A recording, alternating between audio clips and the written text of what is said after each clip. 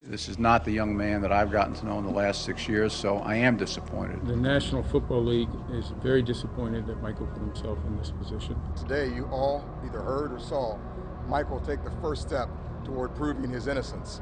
He asserted in a loud and clear voice that he is not guilty of these allegations. Everywhere I go, all around the world, people still support Mike Vick, so regardless of what I go through, people gonna love me, man. Welcome to NFL Total Access. At one time, he was one of the National Football League's most bankable, exciting stars. But Friday, Atlanta Falcons quarterback Michael Vick was suspended by the NFL indefinitely without pay after Vick filed a plea agreement in federal court admitting he bankrolled the dog-fighting gambling operation known as Bad News Kennels and that he was involved in killing dogs. Here are the particulars of this carefully composed agreement, the language taken from the summary of facts signed by Michael Vick and filed Friday with the U.S. District Court in Richmond, Virginia. Vick stipulates to having been involved in dogfights at his property on Moonlight Road and dogfights in other states, having involvement in a business enterprise involving gambling, but not receiving in the proceeds of that gambling, nor placing any side bets, and having agreed to the killing of approximately 6 to 8 dogs with 2 other co-defendants in the case. Vick will officially enter the guilty plea in U.S. District Court Monday. The government committed to recommending a sentence on the low end of federal sentencing guideline range of a year to 18 months. Well, the NFL has spoken. NFL Commissioner Roger Goodell suspending Vick indefinitely. Your plea agreement and the plea agreements of your co-defendants also demonstrate your significant involvement in illegal gambling.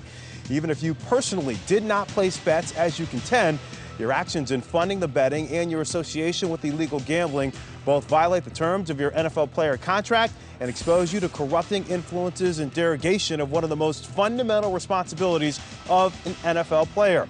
You've engaged in conduct detrimental to the welfare of the NFL and have violated the league's personal conduct policy. I will review the status of your suspension following the conclusion of the legal proceedings. As part of that review, I will take into account a number of factors, including the resolution of any other charges that may be brought against you, whether in Surrey County, Virginia, or other jurisdictions, your conduct going forward, the specifics of the sentence imposed by Judge Hudson, and any related findings he might make, and the extent to which you are truthful and cooperative with law enforcement and league staff who are investigating these matters. I have advised the Falcons that with my decision today, they are no longer prohibited from acting and are now free to assert any claims or remedies available to them under the collective bargaining agreement or your NFL player contract. The Atlanta Falcons issuing a statement. Michael Vick admitted his guilt to very serious charges related to his earlier indictment.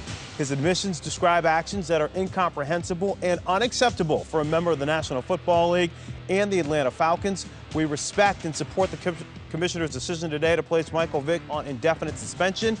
As with other actions he has taken this year, the Commissioner is making a strong statement that conduct which tarnishes the good reputation of the NFL will not be tolerated. We hope Michael will use this time not only to further address his legal matters, but to take positive steps to improve his personal life. All right, let's bring in our own Adam Schefter, who's been following this case since its inception. Adam joins us now on the phone. And Adam, how did the Commissioner arrive at this decision of suspending Michael Vick indefinitely?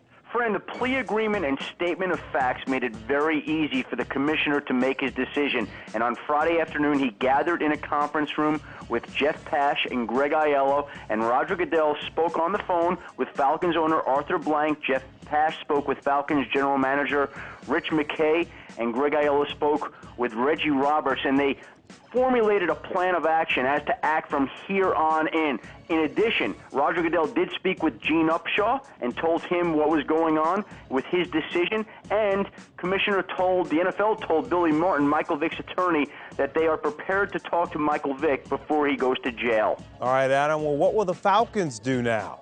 Well, the Falcons will start going after the money that they paid Vick right away. They absolutely will. They've been preparing for this scenario for months. What they'll do, Fran, is they'll put a demand letter together to the player Michael Vick and say that they are entitled to a certain amount of money. Now, we all know that he had about $80 million left in his contract that he will not see.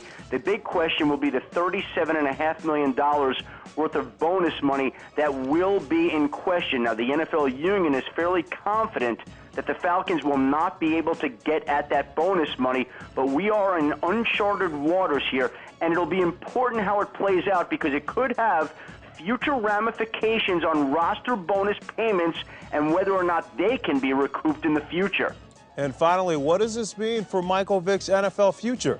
Well, I think right now the NFL is allowing the legal process to play itself out. The league will not act until it hears from the legal system and it is determined how long Michael Vick will be in jail. The NFL doesn't have to do anything until Michael Vick comes out of jail. We don't know how long that will be, and it is all up to the judge right now, Henry Hudson, who will have to make a decision how long Michael Vick goes away and whether the state of Virginia weighs in with charges as well. If Michael Vick is in jail for a short amount of time, relatively short, he could resume his NFL career. If he goes away for a long time, that clearly will not happen.